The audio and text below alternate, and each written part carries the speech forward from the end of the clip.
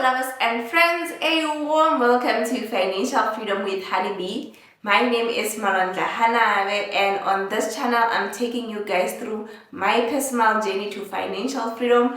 If you want to follow me and journey with me, please like this video and also subscribe to my channel so that we can journey together to that financial freedom. So today I want to share with you guys how my journey started, so we can call this a story time or get to know me better, right? So my journey started in 2016 when I got my permanent job, right? And there are things that I've done before that I think they are also very important to mention in this video, because they also assisted me into getting the 2016 job, right? So back in 2013 when I was doing my in-service training, I struggled to get in-service training after completing my S4. So I struggled to get in-service training where I had to volunteer at a lab and did my in-service training there. So at that lab, they were not paying me because it was voluntary work so that I can graduate. So I am very grateful for that opportunity because I was able to get my diploma through that voluntary work, right?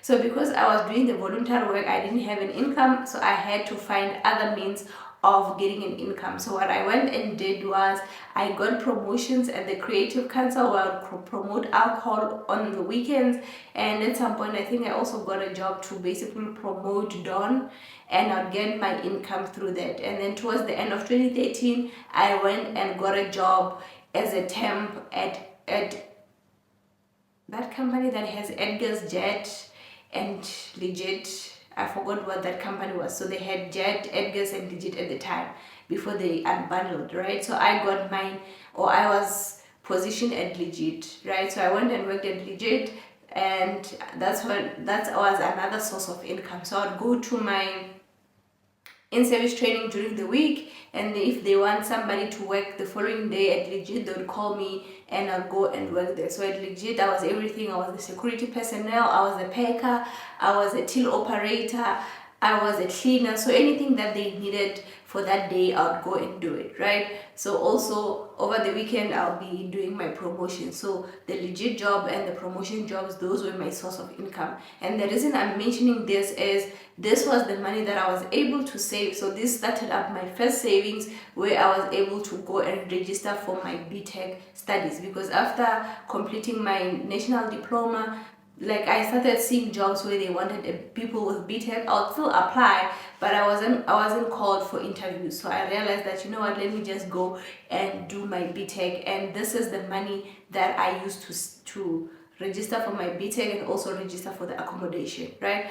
And after completing my BTech, that's when I got my first job, which you already know how I got my first job because I've uploaded a video on how I went and got myself a first job, right? So 2016 I got the first job, and I had debts from NSFAS and also from VUT. So these were the debts that because when I went to VUT I didn't have any other funds. I only afforded to pay for the registration fee and for the accommodation registration fee, and then the rest of the year I didn't pay any cent, right? So I had to pay for my BTech fees and also pay NSFAS that I used to study my diploma with, right? And yeah, the first year, which is 2016, I started with paying for VUT, and the reason I started with VUT is because their interest rate was higher than what NSFAS was charging me at the time, right? So I started with VUT.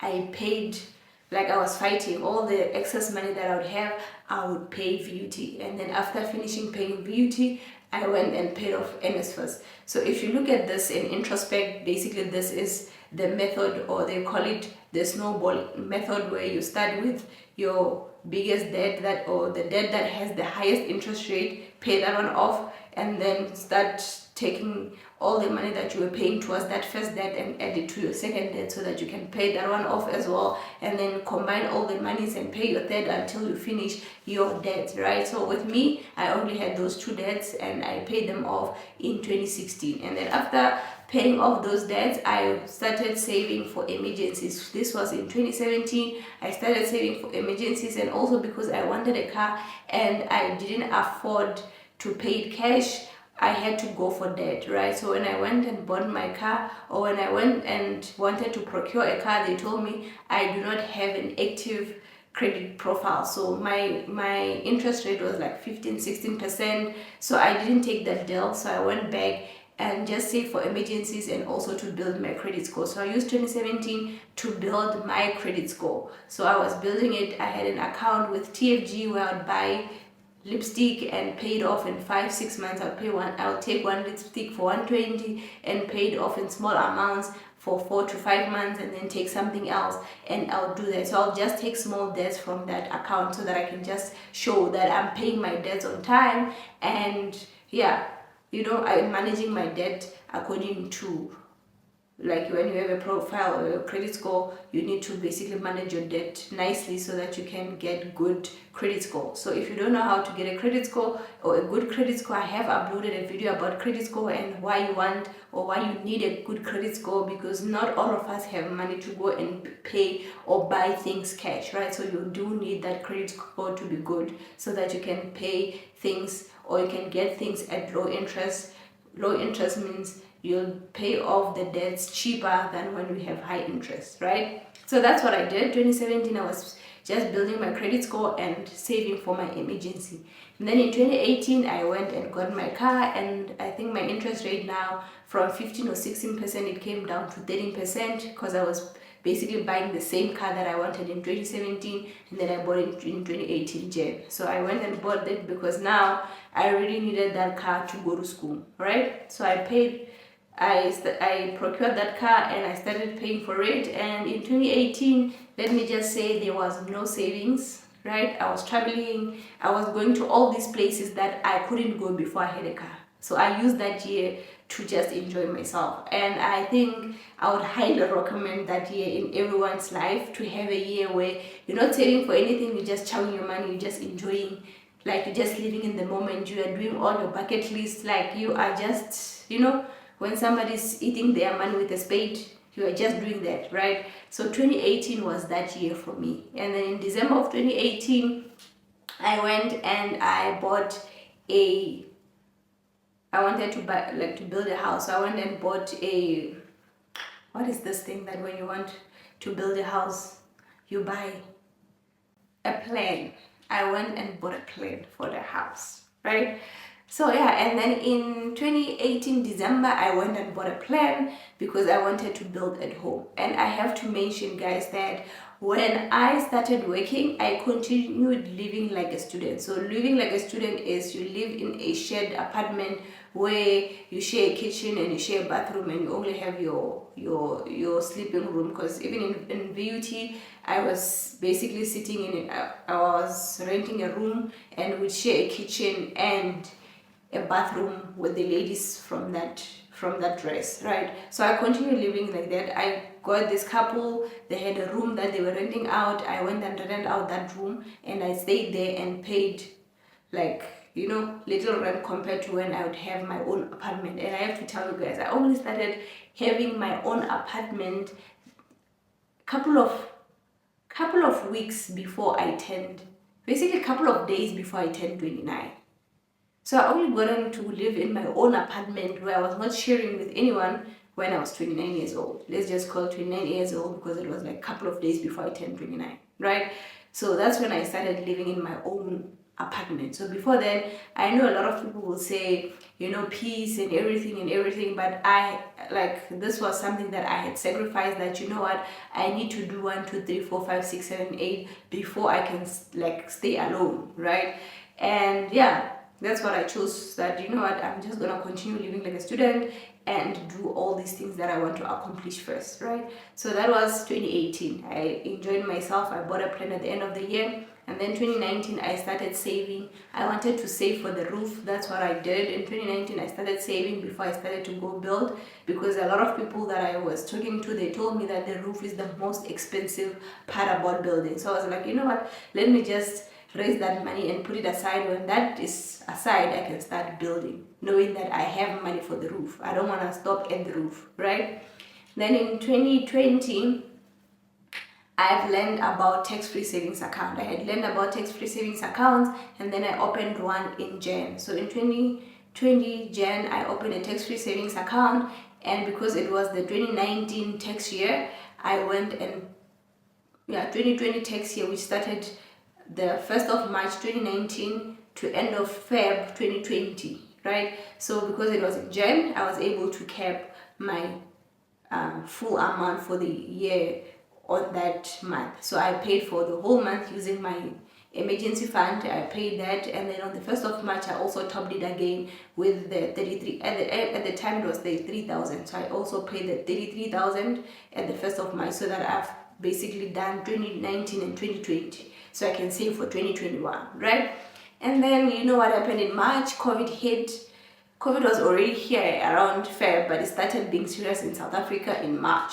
So they did the lockdown in middle of March, and people started losing their jobs, people started losing their cars, losing their houses. I also panicked, right? Because the job that I'm doing, I was not an essential worker, so we're staying at home, and they would cut pension funds for like 3 months, or like trying to make sure that they don't cut jobs. So we were in like panic. Everyone was panicking, right? I then decided, you know what, let me just go and pay off my car. And guess which money did I use? Yep, the roof money, right? I used the roof money, and I was short by I think 20,000 rand, and I took it from my tax-free savings account. This was a mistake that I made. If you have a tax-free savings account, do not take money away from it, because if you do, you're not going to be able to go and put it back, right? Once you take money out of your tax-free saving account, you cannot go and say, yeah, but I've taken this money, I want to return it. You cannot return money there, right? A tax-free savings account is just a strategic account where you are basically preserving your wealth from paying tax in the future. When you're a multi-millionaire, you know that you'll have 500,000 plus the interest that you would have earned on that 500,000 over the years. Like, you'd have that money that is not paying interest, because you have to remember, if you make interest income of more than 23,800 rand in South Africa, you need to pay tax. If you are less than 55 years, if you are above, you need to be making 34,500. So it's very, very, very, very important that you do not use a tax-free savings account for saving for your kids' school or for things that are just vibes. This is just you just need to know that this is a strategic account to preserve your wealth from paying tax. So it's very important that you use it accordingly, right? So that's the mistake that I made, that I took out money out of it and went and paid off my car. That was the first mistake. And another thing, I think paying off my car, then even though it was a good thing, it's a good thing now that I'm looking at it. But also, if I had lost my job, I don't think I would have been able to pay for for insurance and the upkeep of the car, right? But yeah, I chose the car over savings, right? And money for the roof. So that's what I did, right? And then 2021, I realized, you know what? Every time when I try to save money, something happens. Like every time I try to save money, something just happened. I was like, you know what, I'm taking a decision. I'm not even gonna save for anything. I'm just gonna start building. So what I did is I went and got a project manager, somebody who had like people who do the foundation, they do the walls, people who do specializes in roof, people who specializes in plastering. Like, I went and got that person, and I told him towards end of Jan, they must go and dig up the foundation. After digging up the foundation, end of Jan, I got paid, I paid them, and then we started with the walls. By the time I told him to go and do the foundation, I had already manufactured bricks. So the bricks that we used in that house was manufactured with our own cement, sand, our own labor. So we didn't buy from a shop, we manufactured it ourselves, right? So all those things were already in place. So we started 2021 with the help of my brothers. We built through the whole of 2021. Everything that I was doing, it was towards building. So paying off every month I would pay for the job. Like, if they did the digging, I'd pay for the digging. The following month they put a slab, I'd pay for the slab. The following month they built the house halfway, I paid for the halfway. Then they finished the building, the walls, I had to pay for the walls. So every month end I would pay for something. And then do the roof. The roof I went, because in 2020 everyone was started buying shares. I also started buying shares because the stock market crashed. So I sold some of my shares, or yeah, most of my shares, so that I can basically roof the house. After roofing the house, some of the materials were left, so we returned the material to get more materials for plastering. And yeah, 2021 basically I was building at home. So I was doing my black tags at home, and I was also doing a side hustle where I was selling Arthur perfumes. I would make about 3,000 rand a month, minimum 3,000 rand a month, and I'll take that money towards building, right? I think I stopped taking the side hustle money towards building around September. So in September I started just saving it on the side, right? So 2021 for me, it was for building, right? And then 2022 I was done, and I starting to build my portfolio, my share portfolio, that I basically sold 80% of it to roof the house. So I want to basically say that I am, or what I've noticed is, I am good at doing one thing at a time. I'm not good at multitasking.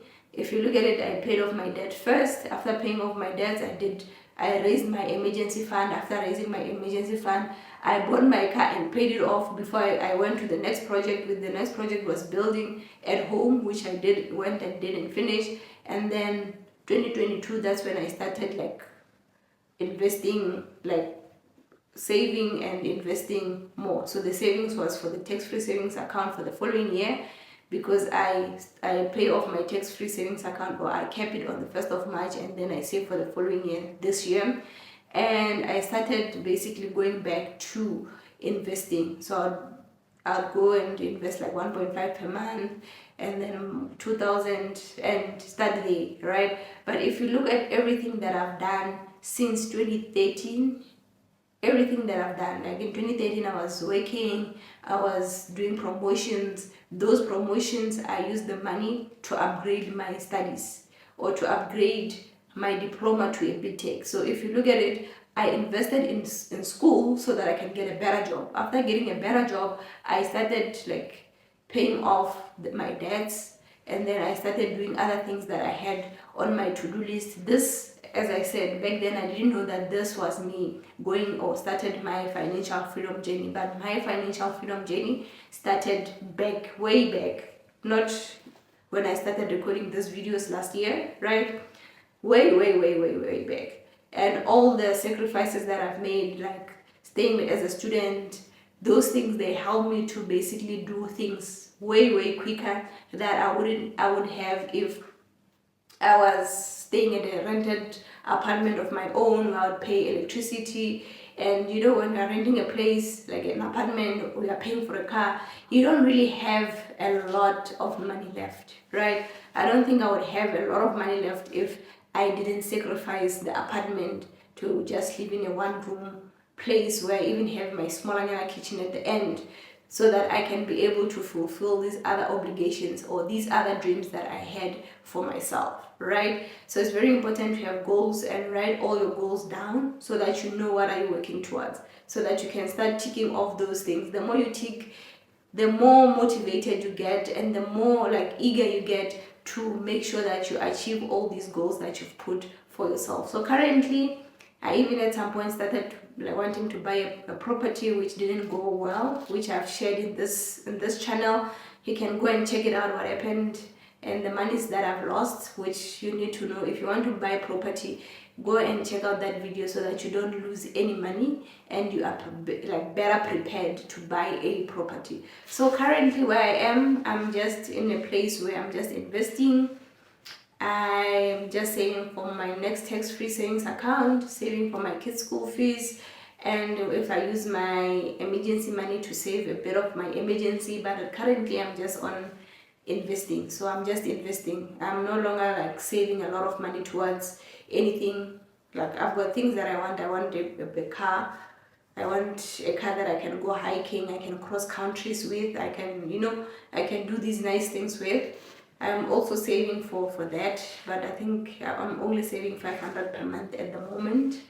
But I know in the near future I'll be able to go and get it. But currently I'm just investing, and yeah, the investing is to reach that financial freedom journey, so that when I get that money that I need to have every month from those investments, then the sky is the limit. Like, yeah, currently I'm just investing, and the investment platform that I'm using is Easy Equities. I'm currently buying shares, and yeah, that's the most, or the place where most of my money goes, right?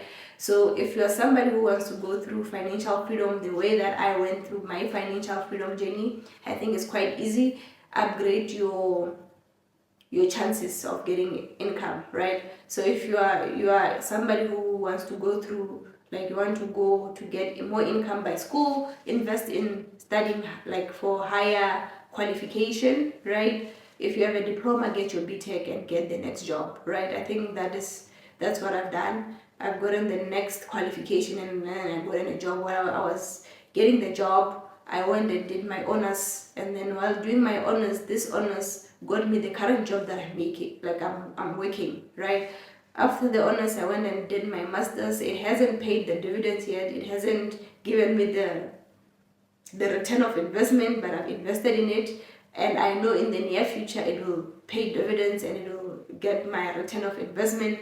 So I'm just saying that if you're somebody who believes in school, just go to school so that you can get a better job. From a better job, you're gonna get a better salary. With a better salary, now don't use the better salary to upgrade your living expenses or to upgrade your lifestyle. Use the extra money to save, to save and invest, so that you can reach your goal quicker, right? So what I've done, I think I didn't do anything that nobody has done. And I'm not saying I've reached my financial freedom journey, but I'm in a place where I'm way more ahead. If I were to compare myself with my mother at my age, I'm way ahead of where she was. I think comparing myself and my mother, I think that's a good comparison. Let me not compare with other people. Let me compare it with my mother. So comparing it to her, I'm way more ahead than she was when she was my age. And yeah, I think it's doable, and it's just a matter of time until I reach that financial freedom. And I hope this video has motivated you to do the right things and to journey with me to that financial freedom. And yeah, please do subscribe, please do like, and please do comment. Let's have a conversation, and let's see where you are and how to get to the next level, right? Love you lots. I'll see you guys on the next video.